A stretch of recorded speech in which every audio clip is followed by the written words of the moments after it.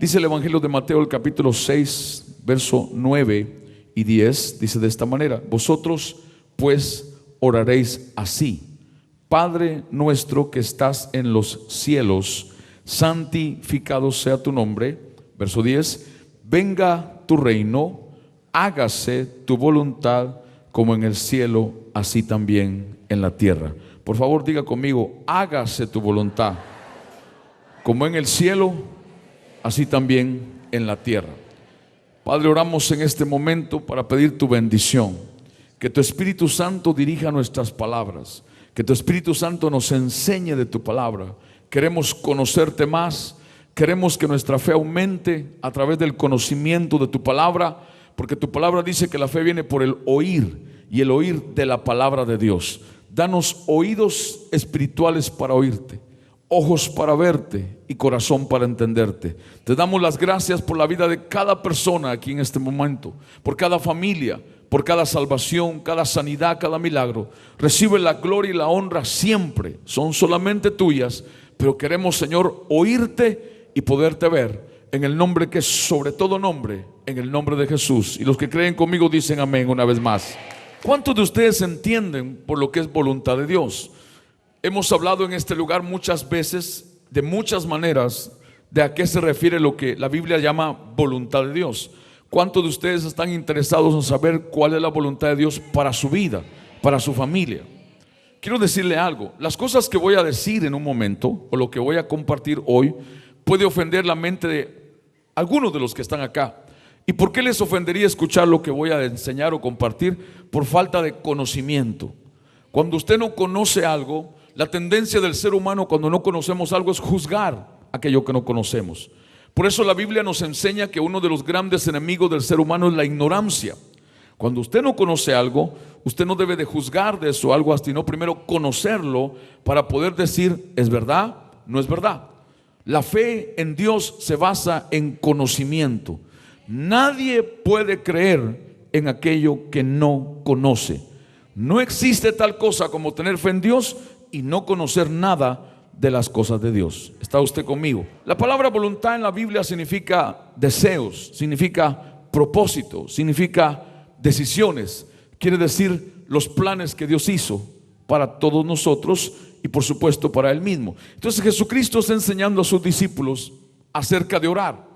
Y entre esa parte de la oración del Padre Nuestro que conocemos muchos, Jesús dice: ustedes tienen que pedir siempre al Padre, a Dios, que aquí sea hecho como es allá en el cielo. Ahora, acompáñenme a Primera de Tesalonicenses capítulo 2, versículo 12. Hay varios versos que es necesario que tal vez leamos hoy para poder entender lo que Dios hoy nos quiere enseñar a través de su palabra. En el primer libro de Tesalonicenses, el capítulo 2, verso 12, dice, el apóstol Pablo le dice a la iglesia que estaba en esta ciudad de Tesalónica, les dice esta palabra: y os encargábamos que anduvieseis como es digno de Dios, que os llamó a su reino y gloria. Diga conmigo: Dios me llamó a su reino y su gloria. ¿Qué otra cosa es bíblicamente la voluntad de Dios? La voluntad de Dios en la tierra es donde está su reino. Su reino es donde se hace su voluntad. Cuando una persona, usted mismo, si usted hace la voluntad de Dios en la tierra, si usted vive conforme a los planes que Dios determinó, las decisiones de Dios para su vida, quiere decir que el reino que está en los cielos puede estar en la tierra, porque alguien está haciendo la voluntad de Dios. ¿Están todos conmigo hasta ahí? Es importante entender que Dios nos hizo, Dios nos creó. ¿Para qué nos creó? Para que nosotros seamos parte de su reino. El reino de Dios es también el gobierno de Dios. Lo mismo que Dios hace en los cielos, Dios lo quiere hacer en la tierra a través de usted y a través de mí. ¿Me siguen? Ok. Ahora, he hablado con personas, en algunas ocasiones personas de negocios, de diferentes tipos de clases de la sociedad. Ahora mismo en Honduras, desde hace 3 años que estoy yendo a Honduras, en la parte que estamos trabajando, Dios me ha dado gracia con gente de gobierno. Hace 2 años yo oré por una mujer que yo no la conocía. Ella llegó a una reunión de hombres de negocios. No voy a decir su nombre porque esto está siendo grabado, pero ella estaba allí. La pastora me la presentó, la pastora de allá, no me dijo quién era. Cuando yo terminé de enseñar, Dios me habló y yo fui a la mesa donde ella estaba con su esposo y Dios me dio una palabra de ciencia, de conocimiento. Ella comenzó a llorar, yo no sabía nada de ella y Dios comenzó a hablarle de algo personal, de un caso muy fuerte en su vida. Y luego le dio otra palabra y luego Dios le habló de una palabra de posición de gobierno en el país. Y luego me entero que en ese momento ella estaba postulándose para ser la diputada de esa ciudad en ese departamento de Honduras. Para hacerle corto la historia, 2 años después, hoy día, ella está en el Congreso de ese país y está ahorita enfilada entre las 2 principales personas para ser la próxima presidente de esa nación. O sea, Dios nos ha dado la oportunidad de hablar con gente que está en diferentes posiciones. Pero escuche lo que le voy a decir. He hablado con algunos de ellos y algunos de ellos me han dicho esto: tengo mucho dinero, tengo una casa propia, tengo una casa paga, manejo un buen carro, tengo una buena familia, tengo muchos hijos, tengo un buen trabajo, tengo un buen negocio, pero siempre, muchas veces me siento insatisfecho. Pero muchas veces siento que hay un vacío dentro de mí. Esas son personas honestas que reconocen su necesidad, pero no saben cómo suplirla y no saben en dónde está la respuesta. Y un día, a través de lo que un hombre de Dios enseñaba, Dios me enseñó una respuesta más de por qué mucha gente se siente así. Yo conozco gente que tiene muchas cosas materiales, que vive muy bien, cómodamente, pero siempre tienen un vacío en su vida. Y esto es lo que le voy a decir. ¿Sabe usted por qué mucha gente se siente así? Insatisfecha, a pesar de que tengan muchas cosas materiales, siempre hay un vacío, a pesar de que tengan una linda casa, una linda profesión, que sean en una posición social muy reconocida. ¿Sabe usted por qué? Porque fueron creados por Dios para algo más que tener una casa, una profesión, un trabajo, mucho dinero, muchas propiedades. No le entiendo, pastor. Usted y yo siempre vamos a estar insatisfechos. Usted y yo siempre vamos a tener un vacío. Siempre, a pesar de que tengamos muchas cosas, que no cumplamos la voluntad de Dios. Si usted no vive en esta tierra conforme al plan de Dios, tenga lo que usted tenga, sea lo que usted sea, conozca lo que conozca, nunca va a ser totalmente dichoso y completo. ¿Por qué, pastor? Porque Dios te creó a ti, a todo ser humano, para vivir en esta tierra conforme a su reino, su gobierno, su voluntad, sus planes, sus propósitos. Ok, entendiendo entonces esto, ¿qué significa también vivir en el reino de Dios aquí en la tierra? El reino de Dios está en los cielos, pero también vino a la tierra. ¿Qué significa para nosotros entonces también vivir en la tierra conforme al reino de Dios? Escúcheme, significa que usted hace la voluntad de Dios su voluntad, que usted hace la voluntad de Dios la suya. Significa que la agenda de Dios es su agenda. Significa que los intereses de Dios son sus intereses. Significa que los deseos de Dios son sus deseos. Significa que los planes de Dios son sus planes. Significa que los propósitos de Dios son sus propósitos. Pastor, no le entiendo. No, es muy fácil entenderlo. Dios le está proponiendo a usted y a mí un estilo de vida diferente.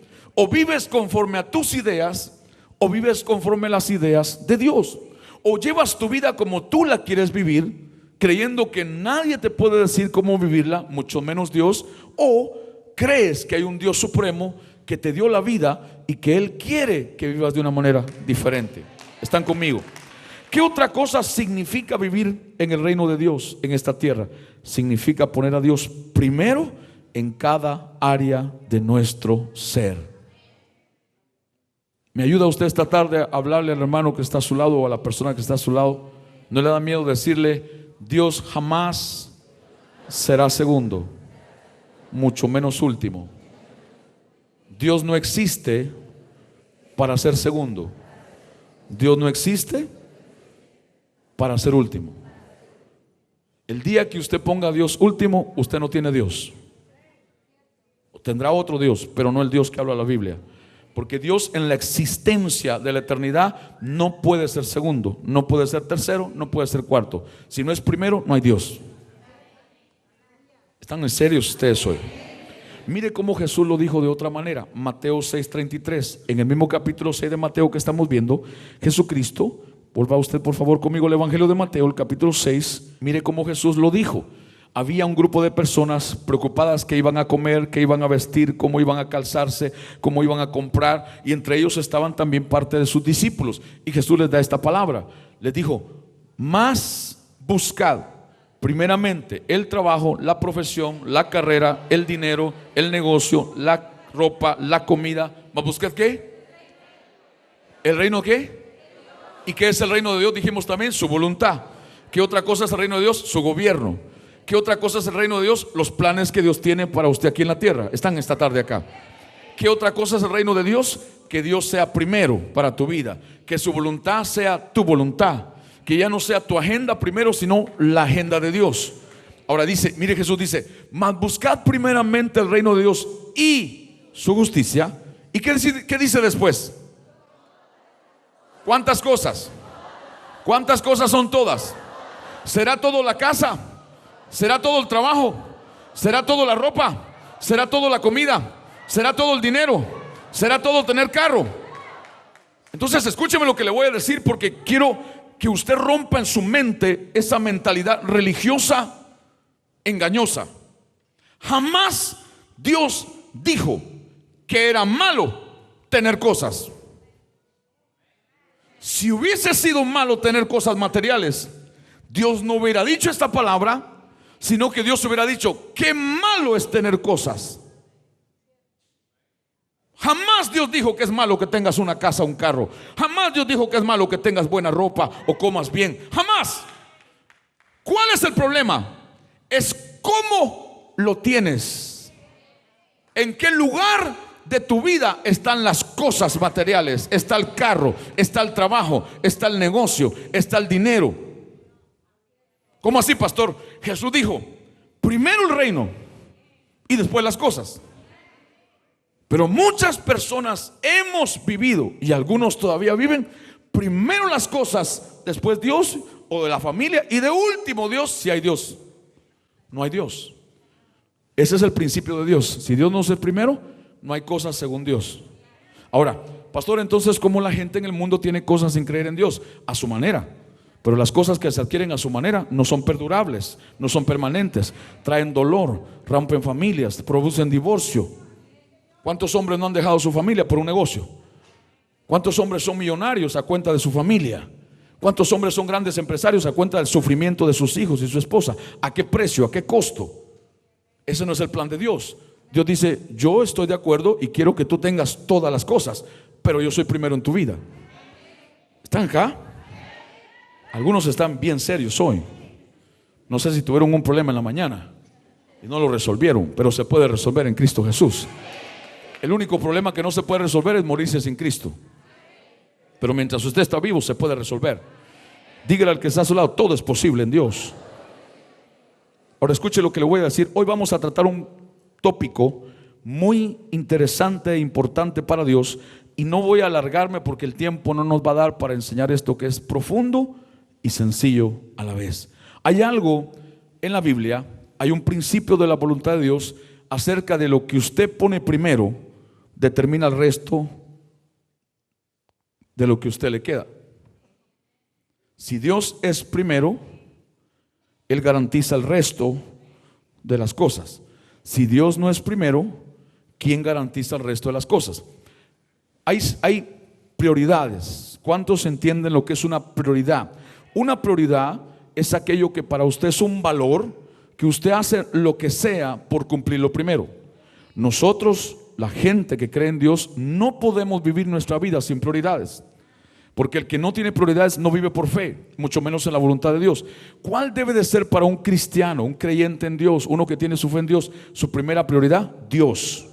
Dios es una relación personal con Él, es una comunión con Dios. Dios. ¿Cuál debe ser su segunda prioridad después de tener una relación con Dios? Su familia. Si es casado, esposa e hijos. Si no es casado, padre y madre, hermanos, su familia. Tercero, ¿cuál debe de ser para un creyente la tercera prioridad en Dios? La iglesia, el lugar donde Dios lo alimenta, donde Dios lo enseña, donde Dios lo prueba, donde Dios lo imparte, donde Dios lo disipula. Cuarto, debe de ser tu profesión o trabajo, porque Dios dice que es válido. Quinto, debe de ser el propósito de Dios, debe de ser el deseo por progresar. ¿Cuánta gente está sentada aquí que quiere progresar? Si usted es un cristiano que no desea progresar, usted no está usando las cosas correctamente que Dios le ha dado. ¿Están conmigo? Mire, por favor, dígale al que está a su lado: Dios jamás será segundo. Ahora dígale estas palabras: no es malo tener cosas. ¿Qué es lo malo? ¿En dónde las tienes? ¿Cómo las tienes? ¿Cuántos quieren tener un carro? Ahora no levantan la mano porque están pensando religiosamente. ¿Cuántos quieren tener una casa? ¿Cuántos quieren tener un buen trabajo? Un buen negocio. ¿Dijo Dios que era malo? No. ¿Qué dijo Dios? Yo primero y tendrás todas esas cosas. Ahora, si usted quita a Dios primero, entonces sí es malo tener todas esas cosas si Dios no es primero. Ok, mire lo que dijo Jesús en Mateo 6:24. Mire cómo dijo Jesús: alguno puede ser, tal vez, quién sabe, a lo mejor. ¿Cuántos? ¿Cuántas personas? ¿Cuántos profesionales? ¿Cuántos obreros? ¿Cuántos estudiantes? Ninguno puede servir a dos señores, porque aborrece al uno y ama al otro, o estima al uno y menosprecia al otro. ¿Qué señores está hablando Cristo? No podéis servir a Dios y a las cosas materiales, riquezas. En la otra versión dice mamón. Mamón es el espíritu malo que impulsa a las personas, al ser humano, a buscar las cosas, a la ambición por tener dinero. Hablaba con una persona en Honduras, una persona de gobierno, y me contaba las malas experiencias que ha tenido y las cosas. Estaba frustrado de ver las cosas que ve en cómo operan los gobiernos con el dinero. Y yo le decía: si vas a tener solo tus ojos en eso, vas a estar frustrado todos los días y vas a dejar de trabajar ahí, porque no hay gobierno en la tierra que sea totalmente íntegro. No existe una iglesia cristiana en el mundo, en la tierra, que no tenga gente que está cambiando. No existe. Lo único que hay es una iglesia con un Dios perfecto y un montón de creyentes imperfectos, que Dios está trabajando con nosotros, tratando con nuestro carácter, madurándonos, cambiándonos, corrigiéndonos, disciplinándonos. Yo le dije: cuando encuentres la iglesia donde no hay mentirosos e hipócritas, tú me das la dirección, que yo te aseguro que yo voy para allá. No la va a encontrar porque no existe. Jesucristo dijo: la cizaña va a crecer junto con el trigo hasta el día que yo venga. Y le dijeron algunos a Cristo: Señor, arrancamos la cizaña. Dijo: no, déjenla, tiene que crecer junto con el trigo hasta que Cristo venga.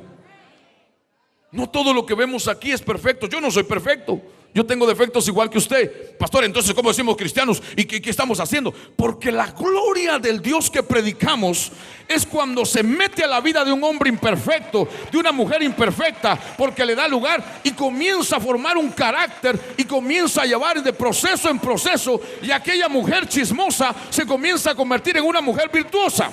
Y aquel hombre delincuente y aquel hombre descarado se comienza a convertir en un hombre de bien. Esa es la grandeza del Dios que predicamos.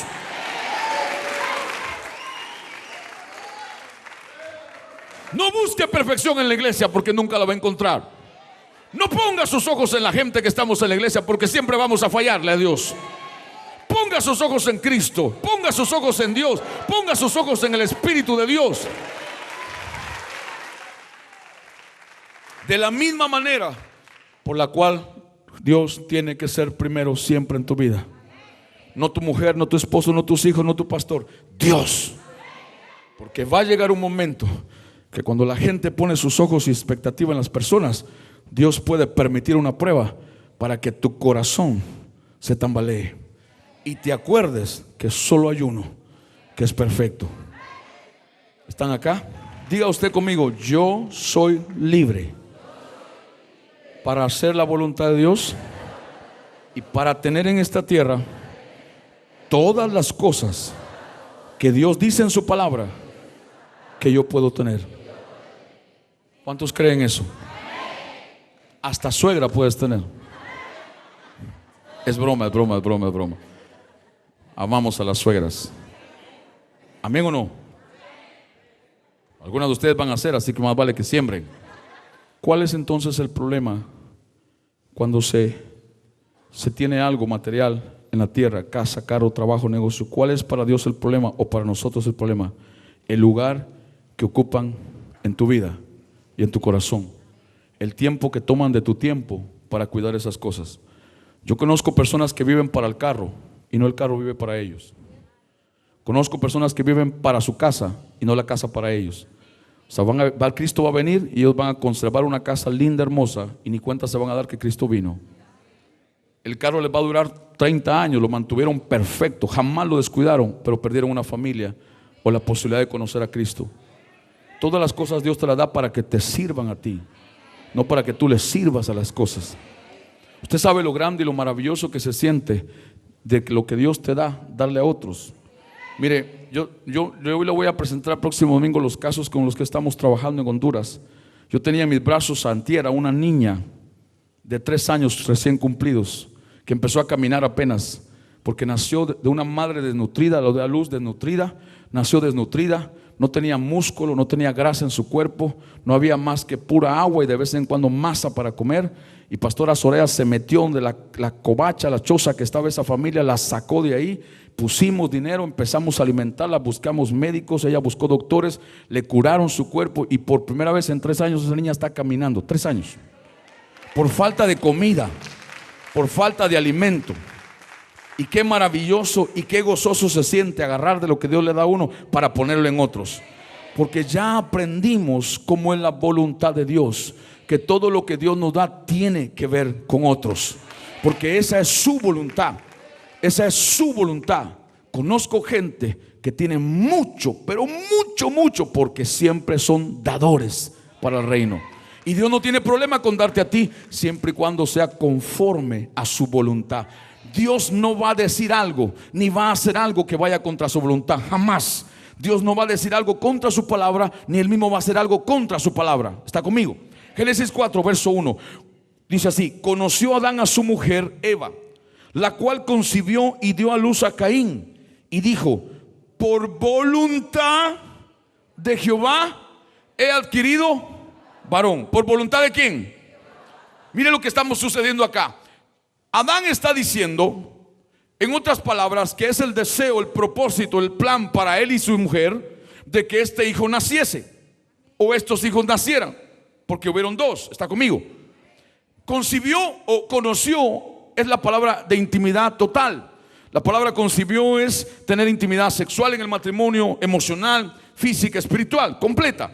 Y producto de esa relación entre este hombre y mujer, marido y mujer, nacen 2 hijos, Caín y Abel. Conocemos mucho la historia de estos 2 varones, de estos 2 hombres que en la Biblia se menciona. Ahora, observe el verso 2, por favor, porque el verso 2 nos va a dar una información muy importante para lo que estamos hablando. Después dio a luz a su hermano Abel, y Abel fue pastor de ovejas, y Caín fue labrador de la tierra. ¿Puede usted decir conmigo? Abel fue pastor de ovejas, Caín fue labrador de la tierra.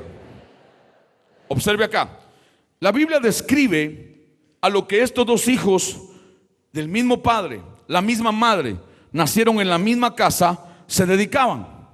Le quiero hacer una pregunta. Dentro de nosotros, ¿habrá algún médico acá o que trabaja como médico? Levante su mano. ¿Habrá alguien que trabaja como enfermero?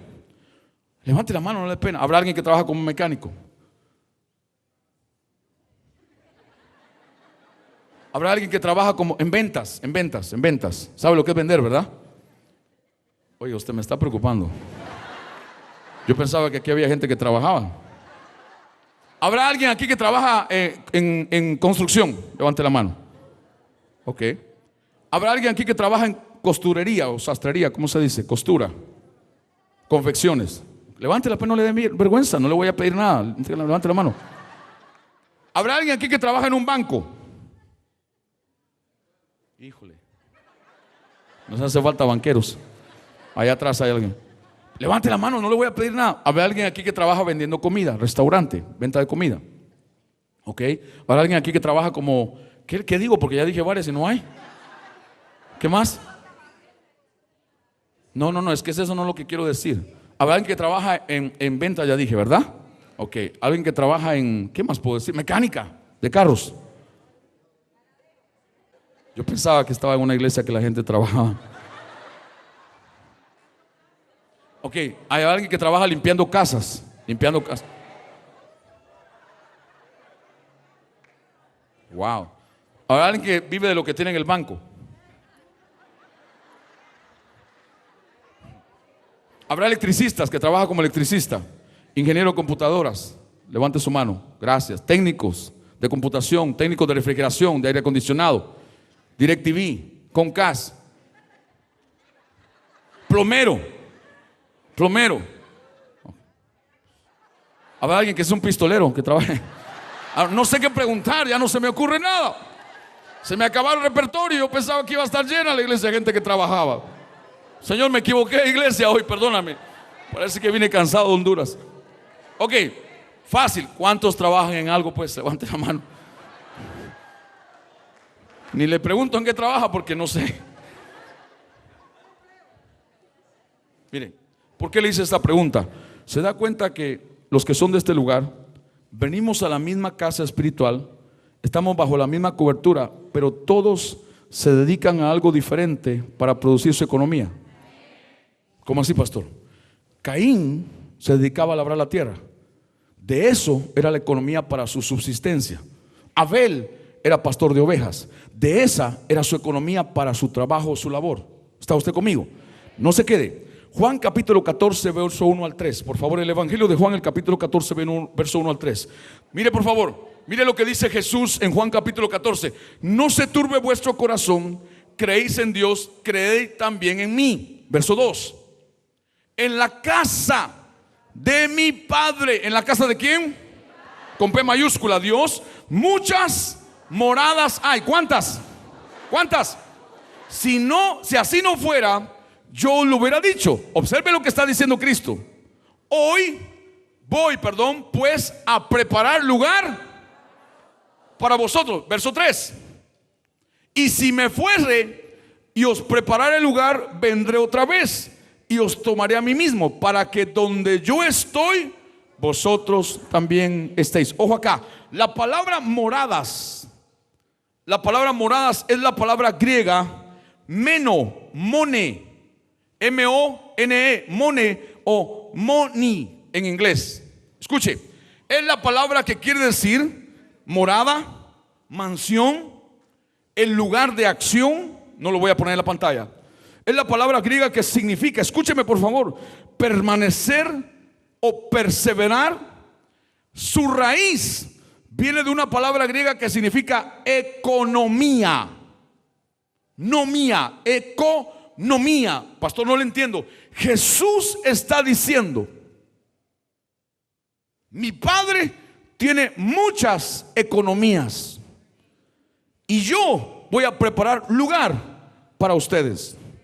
Yo sé que ya están pensando mal porque todo lo asocian con dinero. Todo. Mucha gente, todo es dinero.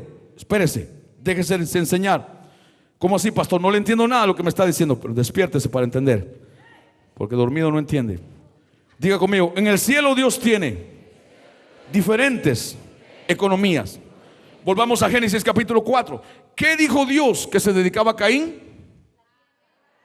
Labrador de la. ¿A qué se dedicaba Abel? Muy bien. ¿A qué se dedica usted? ¿A lo mismo que el hermano que está a su lado? ¿A lo mismo que me dedico yo? ¿Hablando de la labor? No. Tenemos diferentes economías, diferentes lugares de acción donde Dios te bendice económicamente. Tu trabajo, tu labor, tu negocio. ¿Cuántos están capturando algo? Estoy tratando de ver la cara de algunos y están, pero que no saben qué hacer. Todavía están pensando: ¿y yo trabajo? ¿Y en qué trabajo? Y ahora dice: ay, si no estoy trabajando. Recuerde que la Biblia dice, mire por favor, la Biblia dice, verso 2, la Biblia dice a qué se dedicaba Caín y Abel, hijos de Adán y Eva. Pero la Biblia no dice aquí a qué se dedicaba Adán. Y nosotros hemos pensado que la ofrenda que Caín le dio a Dios, como fue vegetales, eso fue lo malo. El problema no fue lo que Caín le dio a Dios. El problema fue cómo se lo dio. Por eso es que el problema no es la cantidad para Dios muchas veces. ¿Cómo se lo das? ¿Cómo te acercas a Dios? ¿Cómo crees en Dios? ¿Cómo sirves a Dios? ¿Cómo confías en Dios? ¿Cómo alabas a Dios? Porque usted puede cantar, gritar, danzar. Usted puede shake it, shake all your body, shake all your butt. Y a Dios no le impresiona sino tu corazón. ¿Cómo lo alabas? ¿Cómo lo adoras? ¿Cómo lo buscas? No es la cantidad, sino la calidad. Pastor, no estoy entendiendo. Escúcheme por favor. El dinero, y esto algunos van a decir, ay, yo sabía que era así. El dinero no era la intención original de Dios. No era. Si hubiera sido el dinero la intención original, en el huerto del Edén hubiera habido dinero. Pero ¿qué había en el huerto del Edén? Trabajo, labor. Génesis 2 dice que Dios le dijo a Adán: te pongo en el huerto, labra la tierra, cuida la tierra. O sea, Dios le dio la orden a Abraham de producir en la tierra. Escúcheme por favor, pastor, ¿y que dónde iba a sacar Abraham dinero? No le hacía falta. Él tenía dominio sobre la tierra. La tierra tenía minerales, oro, plata, diamantes, rubíes, esmeraldas, perlas, que Abraham podía sacar de ella y de ella beneficiarse, porque Dios le dijo: la tierra es tuya. Hay gente con mucho cash, pero no son más ricos que aquellos que tienen minerales, oro, plata. Mi cuñado en Guatemala estuvo 2 años trabajando, él es un ingeniero. Me decía, el día de ayer estaba hablando con él, me fue a recoger al aeropuerto. Yo le preguntaba: ¿ya terminaste el trabajo en las minas? Él lo asignaron a trabajar en una mina que una empresa americana con una empresa europea compraron en Guatemala, unos inversionistas. Y me dice, ya estaba él muy cansado, 2 años trabajando. Y él me contaba, me dice: yo produje de esa mina para nuestra compañía 1,000 millones de quetzales, que equivale a 125 millones de dólares. Pero me dijo: no te puedo decir la cantidad que produjo la gente que compró la mina, porque son billones. De un pedazo de tierra metido en una montaña, cubierto de tierra, de árboles, de raíces, de matas, que naturalmente no se le ve nada, habían billones debajo de ella. Por eso es que la Biblia dice, míreme acá, ahorita le estoy tirando la religión, con todo le estoy dando. La Biblia no dice, de Dios es el dinero. Dice, Él es el dueño del oro y de la plata. Porque la intención original de Dios no era crear dinero. El dinero vino por la caída del pecado del hombre, de Adán. ¿Me está siguiendo? Ahora, ojo acá, escuche lo que le estoy diciendo. Esto es muy importante. Ahora, entonces, pastor, no entiendo. Vaya conmigo rápidamente ¿a dónde lo llevo? ¿A dónde lo llevo? Lo voy a llevar a Génesis 3, verso 21, rapidito. Y dígale al que está a su lado, no te duermas. Entre más se me duerman, más me demoro. Entre menos se me duerman, más rápido termino. Ya le puse la primicia, ya le puse el precio. Génesis 3, 21. Adán y Eva pecaron, cayeron en el pecado contra Dios, desobedecieron, y el pecado les hizo abrir sus ojos y se vieron que estaban desnudos, sin ropa. ¿Está usted conmigo? Dice la Biblia, y Jehová Dios hizo al hombre y a su mujer túnicas de pieles y los vistió. Dios literalmente mató animales para ponerle las pieles de los animales encima de Adán y Eva para cubrir su desnudez a causa del pecado. ¿Me está siguiendo? Yo sé que todos no están entendiendo, pero tienen que entender algunos. Los cubrió, o sea, hubo un derramamiento de sangre. Escúcheme, la Biblia dice, vaya conmigo a 1 Corintios 6:20, por favor. 1 Corintios 6:20. ¿Cuál era el precio que había en los cielos cuando Adán y Eva pecaron? O antes, de que pecaran, había un precio, había una economía divina, celestial, que Dios tenía establecida en los cielos. Dios es el Dios que hizo todas las cosas, el principio y el fin, el alfa y el omega. Él predestinó todas las cosas. Predestinó, antes del destino, antes del final. 1 Corintios 6:20. Porque habéis sido comprados por precio. Dile al que está a tu lado, te compraron por precio. Come on, dígale, tu vida tenía precio y no era dinero. Dígale, no era oro, no eran diamantes, no eran food stamps, no era plata. ¿Cuál era el precio de tu vida? Dígalo, ¿cuál era? ¿Cuál era? ¿Por qué Dios pagó en la cruz con sangre un precio por tu vida? porque esa es la economía que Dios tenía establecida en los cielos. Sangre. ¿No me entienden? Sangre. Sangre. ¿Cuál sangre? Sangre. ¿Cuál sangre? Y vuestro espíritu, glorificad pues a Dios en vuestro cuerpo y en vuestro espíritu, los cuales son de Dios. Acompáñenme rápido, por favor, a Efesios capítulo 1, verso 7. Come on, rápido. Efesios 1, verso 7. Márcame gracias. Efesios 1, verso 7. En quien tenemos redención, significa comprar de vuelta. ¿Por cuál sangre? ¿La de quién? Dígalo, la de Jesús. Dígalo, que lo escuche el que está a su lado. La de Jesús. El perdón de pecados según las riquezas de su gracia. Mire lo que dice Colosenses 1:14. Colosenses 1:14. Colosenses 1:14, sí. Colosenses 1:14. En quien tenemos redención por su sangre, el perdón de pecados. Perdón, era Efesios 1, verso 1 al 3. Perdón, Efesios 1, verso 1 al 3. ¿Está acá? Ojalá me entienda. Esto lo aprendí del doctor Rennie McLean. No me voy a tomar la gloria que no me corresponde. Él me lo enseñó, yo lo aprendí de él. Efesios 1, verso 1 al 3. Pablo, apóstol de Jesucristo, por la voluntad de Dios, a los santos y fieles en Cristo Jesús que están en Éfeso. Verso 2. Verso 2. Gracia y paz a vosotros de Dios nuestro Padre y del Señor Jesucristo. Verso 3. Verso 3. Verso 3. Bendito sea el Dios y Padre de nuestro Señor Jesucristo, que tiempo atrás, pasado, nos bendijo con toda bendición espiritual en los lugares celestiales en Cristo Jesús. Ojo, no, espérese, no se emocione. En el cielo Dios estableció una economía. Dios dijo: lo que sea mío lo voy a comprar con sangre. ¿No entienden? Como no entienden, tengo que seguir. Lo voy a comprar con sangre, porque si la sangre no hubiera sido la moneda, el valor de la economía de Dios, ¿por qué iba a pagar con sangre por ti? Si la moneda de Dios hubiera sido el oro en el cielo, cuando pecó Adán, Dios hubiera sacado todo el oro de la tierra y lo hubiera puesto en una cruz y hubiera dicho: doy todo este oro por ustedes. Pero no dijo eso. La sangre de su hijo, no cualquier sangre, no la sangre de gallinas, no la sangre de cochinos, no la sangre de novillos, como la brujería y santería hace, porque ellos no tienen derecho legal a tocar la sangre de Jesús. Solo Dios el Padre podía derramar y tomar la sangre de su hijo. La pregunta es: ¿por qué la sangre de Jesús? Come on, muchachos, ayúdenme esta tarde. Me voy para Honduras a predicar. Allá la gente me recibía más y me daban de comer rico también. Bueno, está más o menos. No. Colosenses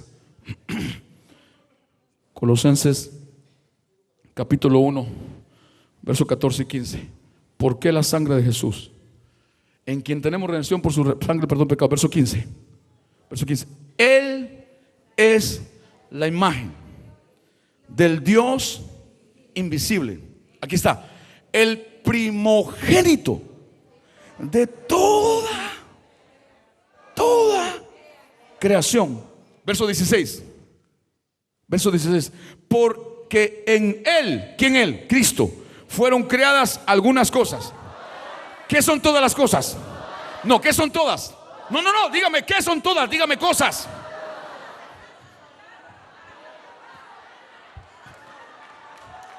Dígame una lista de qué son todas las cosas. Salvación, perdón de pecados, liberación. Pero no se quede ahí. Carro, casa, familia, trabajo, negocio. Todas las cosas. Todas. No solo la salvación, no solo la sanidad, no solo la libertad, no solo la restauración de tu matrimonio. Él creó todas. Son todas. El edificio, la casa, el negocio. ¿Quién tiene el precio de esas cosas? Escúcheme: el primero de Dios. Yo sé que no todos están capturando eso, pero yo no me puedo parar, tengo que seguir. ¿Quién fue Jesús? El primero. No el último, el primero.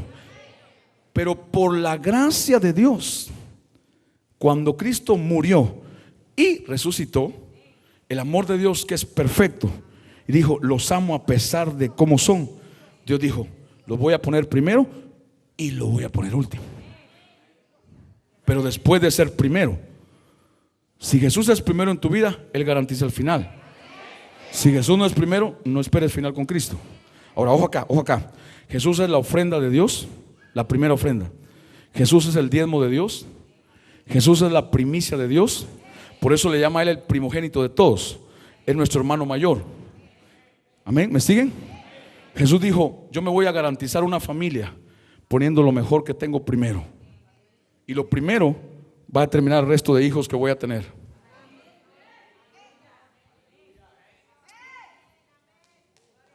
¿Qué hizo Dios?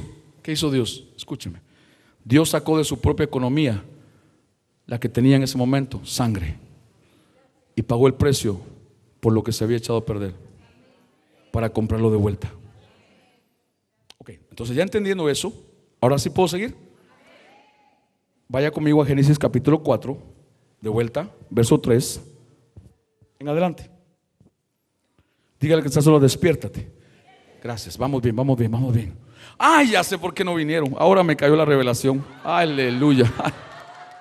Gracias, Señor, tú lo sabes todas, yo no me las sé todas. Claro, eso es el clásico entre Real Madrid y Barcelona.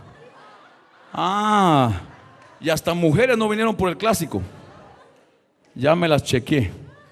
Pero los que yo creía que no iban a venir, aquí están. Y los que yo pensaba que iban a venir, no vinieron. Ve pues. O sea que no demuestran que son fanáticos, pero son. Sí, yo lo dejé grabando. Haga usted lo mismo, cómprese un DVR. Y así no deja de venir a buscar al Señor por la novela. Digo, por la novela, por el partido de fútbol. Génesis 4, verso 3 en adelante. Voy a terminar, pero tengo que cerrar con esto. ¿Cuántos han entendido algo? ¿Cuántos no han entendido nada? Compre el cassette y escúchelo 10 veces. Aconteció que andando el tiempo, mire, no fue lo que Caín le dio a Dios, fue como lo dio. Y aconteció que andando, ¿cuánto tiempo pasó? Mucho tiempo. Pregunto, ¿fue para Caín Dios primero? No lo fue, ahí lo dice. El tiempo pasó y Caín trajo del fruto de la tierra una ofrenda a Jehová. Verso 4. Y Abel trajo también de los primogénitos de sus, pero no dice la Biblia que Abel llegó tarde. No dice la Biblia que Abel se le olvidó. No dice la Biblia que Abel dejó pasar tiempo. Dice que él llegó con lo primero de su producto, de su economía, de lo más gordo de ellas. Y miró Jehová con agrado a Abel y a su ofrenda. ¿Están bien hasta ahí? Verso 5, sigamos. Verso 5. Pero no miró con agrado a Caín y a la ofrenda suya. Dios no le gustó la de Caín. ¿Por qué? Porque eran vegetales. No.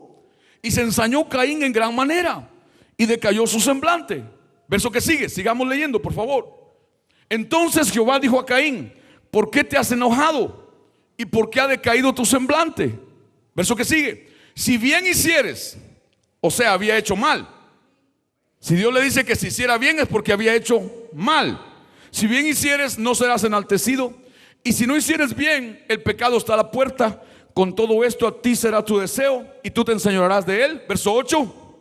Y dijo Caín a su hermano Abel: salgamos al campo.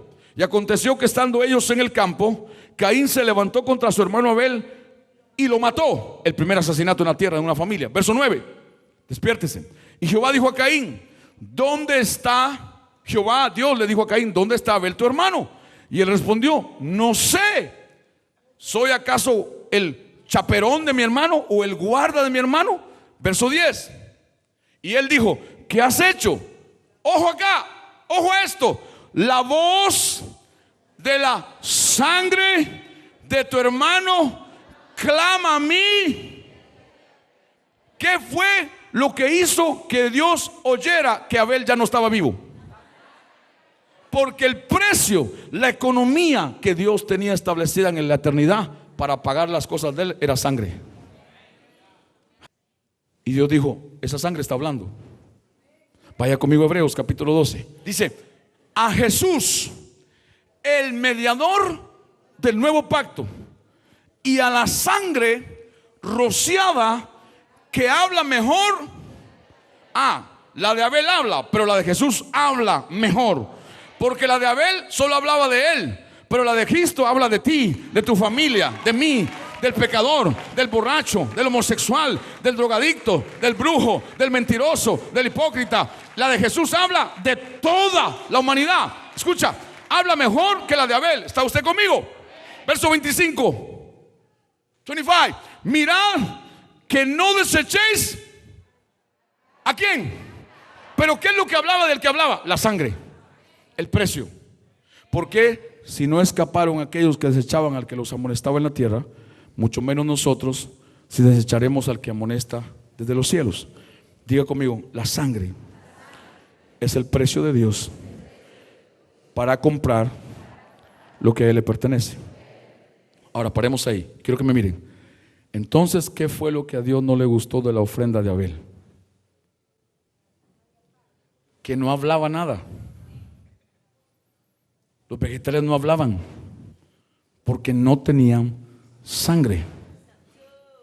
Pero el becerro que Abel le llevó, cuando lo mataron, la sangre se derramó. La sangre le hablaba a Dios, porque la sangre es la sangre del testimonio. Si algo habla, testifica. ¿Cómo un juez determina que alguien asesinó a alguien cuando prueban que fue la persona que le disparó o lo apuñaló? Por la sangre. El precio que Dios tenía en la eternidad era sangre.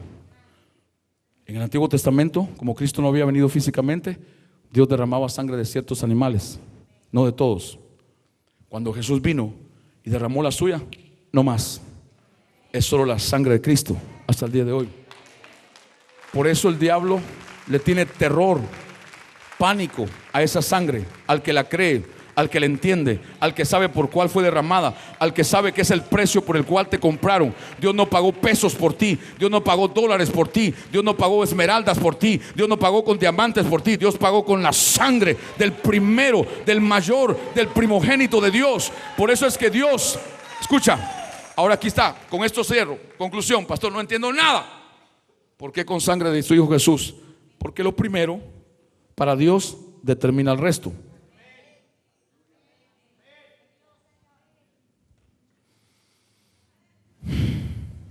Los vegetales no era la economía que Dios había establecido para comprar de vuelta lo que se había perdido.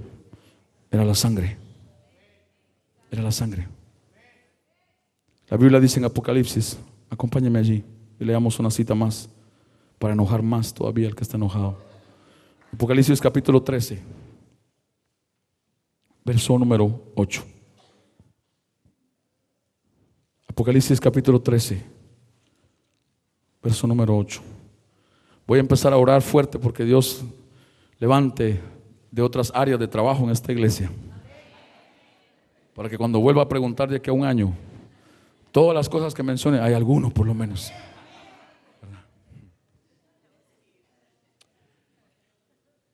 Y la adoraron todos los moradores de la tierra, cuyos nombres no estaban escritos en el libro de la vida del Cordero que fue inmolado, sacrificado desde el principio del mundo. Ojo acá. ¿Cuál? Y aquí voy a dejarlos los voy a dejar en el aire porque creo que es lo mejor que puedo hacer. ¿Cuál es el principio del mundo? ¿Adán y Eva?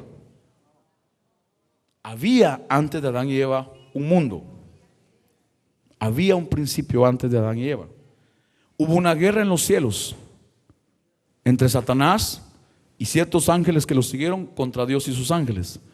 Y le cuento, Satanás perdió esa guerra.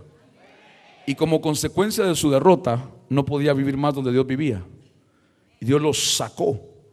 Y Él vino a engañar a los que habitaban en ese tiempo el mundo, la tierra. E hizo que le creyeran a Él y Dios tuvo de alguna forma que destruirlos. La Biblia habla de 2 diluvios, uno antes que Noé. Dicen en primera epístola de Pedro y en el Antiguo Testamento se entiende por revelación que ese diluvio tuvo que haber sido con frío, agua, frisado, aguas que se frisaron en alguna manera. Por eso es que hace sentido a nosotros lo que la Biblia dice, porque cuando han encontrado fósiles de ciertos animales que ya no hay hoy día, siempre los científicos ilustres con su gran capacidad que tienen conocimiento han determinado que todos esos murieron frisados en un instante. Encontraron un mamut en la Patagonia hace años, que es uno de los pocos que han encontrado que tenía restos de alimento en su vientre, y determinaron que la comida que tenía y la forma en que había muerto fue que se frizó en segundos y se murió. Y no voy a entrar en ese tema porque eso es un tema y no me interesa ese tema ahora. A mí me interesa que la gente se salve, que la gente le pida perdón a Dios, porque hay gente que solo se dedica a la escatología y todo quieren hablar de la vida y no salvan a nadie. Enséñame de los 7 caballos del Apocalipsis. ¿Y cuántos se van a salvar con los 7 caballos? Ninguno se va a salvar. Entonces mejor sin caballos, con un Cristo, con Jesús, porque Él es el que salva, Él es el que perdona. Si usted quiere conocer los 7 caballos y cómo se llamaban, el color que tenían y la marca, mejor sea salvo primero y sirva a Dios. Es importante, sí, pero no es la prioridad de Dios. ¿Estamos acá? Hay gente que va a conocer todos los caballos. Jesús va a venir y ni cuenta se van a dar. Pregúntale al que está a tu lado: ¿en qué lugar de tu corazón está Dios? ¿En qué lugar de tu vida está Jesús? Por favor, ayúdeme, pregúntale: ¿es Dios primero? No conteste, solo piense: ¿es verdaderamente Dios primero? ¿Se acuerda Abraham? 3 más se me están durmiendo. ¿Cuántos se acuerdan de Abraham? ¿Se acuerdan? Dios le dijo a este hombre que no nació judío, lo probó, lo hizo esperar por 24 años. Le dijo: vas a tener un hijo tuyo y tu mujer. Le dijo Dios: con la viejita que vives te va a dar a luz a un hijo. Sí, porque se fue poniendo más viejita, ¿se acuerdan, no? 24 años más, estaba más viejita que cuando le dio la palabra. Él tenía 100 y ya 90 y pico, 99, viejitos. Pero Dios le había dado una palabra: vas a tener un hijo. En el proceso de la espera de Dios cumplir su promesa, este error lo cometemos todos, lo cometió Abraham. Nos desesperamos y dejamos de confiar y creer en Dios. Entonces producimos hijos de la carne, y de ahí nació Ismael. Y por esa canita al aire de Abraham con su sirvienta, que Sarita tuvo que ver, porque Sara, la esposa, le sugirió, y Dios le dijo: por haber oído la voz de tu mujer, escuche, por ese hijo llamado Ismael nació todo el mundo que ahora está en guerra contra el mundo. Terrorismo, enemigos de Israel. No son todos así, pero de ahí, de esa generación vino. De esa generación los grandes terroristas que han habido y están habiendo ahora mismo, muchos de ellos. Dios lo dijo. Ahora escuche: nació un hijo de la carne, no era la voluntad de Dios. La voluntad de Dios era un hijo del Espíritu, que se llamaba Isaac, pero había que esperar 24 años por él. Hay gente que se cansa de esperar por Dios, que Dios lo prospere y lo bendiga, y empieza a hacer cosas por la izquierda, debajo de la mesa, que sí producen ciertos resultados, pero no permanecen, porque no son la voluntad de Dios. Ahora escuche: entonces a Abraham le llega el hijo, Isaac, el esperado. No se duerma. Y nosotros pensamos que cuando Dios le dijo: sacrifícalo para mí, tenía 16 años. No, otro día le enseño. Cuente la edad de Sara, cuente la edad en que nació Isaac y la edad que tenía Abraham. Isaac tenía 36 años en Génesis 22, cuando Dios le dijo: quiero que lo sacrifiques para mí. Ojo acá. ¿Qué tenía Isaac de precio que Dios le estaba pidiendo a Abraham? Sangre, gracias. Lo que Dios le estaba diciendo a Abraham es: yo quiero ver si tú estás dispuesto a pagar el mismo precio que yo pagué por ti. No tomates, no cebollas, no casas, no tierras, no carros, no pozos, no dinero, no oro, no plata. La sangre de tu hijo. Cuando Dios vio que encontró en la tierra un hombre capaz de sacar la misma economía que Dios sacó por él, Dios dijo: no, no te lo puedo retener, toma. y le dio un cordero en un zarzal. Y le dijo, a ti, le dijo a Abraham, te voy a bendecir y tú vas a ser de bendición para todas las familias de la tierra. Cuando Dios encontró un hombre que estuvo dispuesto a poner a Dios primero al máximo, porque creo que el máximo es sacrificar al hijo mismo de uno por Dios, ¿sí o no? Como padre no se siente así. No dijeron la suegra, mucho menos la esposa, porque sé que muchos la empujan. Dale, Señor, llévate más rápido.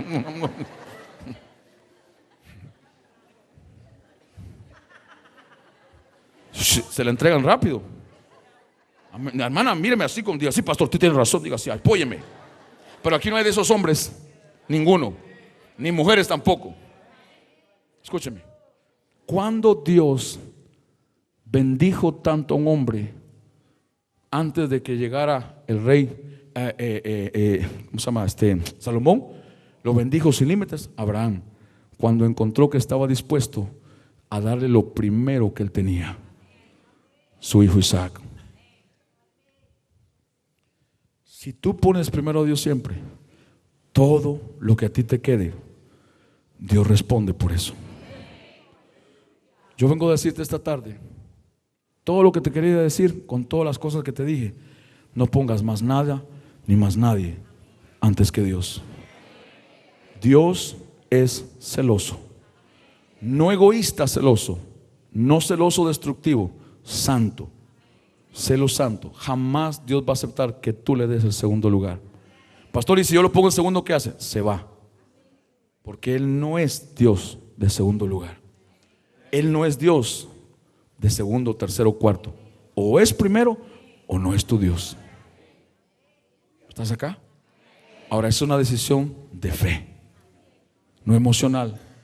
Y a Dios nos va a probar a todos siempre para ver si Él es primero. ¿Primero en qué, pastor? Primero en todas las áreas de tu vida. Primero en tus emociones, primero en tus sentimientos, primero en tus pensamientos. Porque sé que algunos mal pensados están pensando solo en dinero. Primero en las finanzas. Dijo Dios, la raíz de todos los males es el amor al dinero. Jamás Dios dijo que el dinero era malo. Lo mismo que no dijo que los vegetales de Caín fueron malos, fue la forma en que Caín se los presentó. ¿Está usted acá? Les hago una pregunta, y usted es importante que usted la entienda. Para usted, ¿cuántos quisieran que Dios los bendijera? Que Dios les diera más recursos, que les diera negocio, que les diera mejores trabajos, mejores posiciones en sus trabajos, que Dios les diera más dinero? Ahora, no lo regala, hay que trabajar. Pero si usted no sabe para qué Dios lo da, no se lo pida. Dios no te lo da para que te pierdas en el mundo. Dios no te lo da para que vivas la vida loca todos los fines de semana. Dios no te lo da para que te apartes de Él. Dios no da dinero para eso. Dios da dinero para su voluntad primero. Y luego dijo, y todas las cosas las vas a tener. Todas. Junte sus palmas, junte sus manos.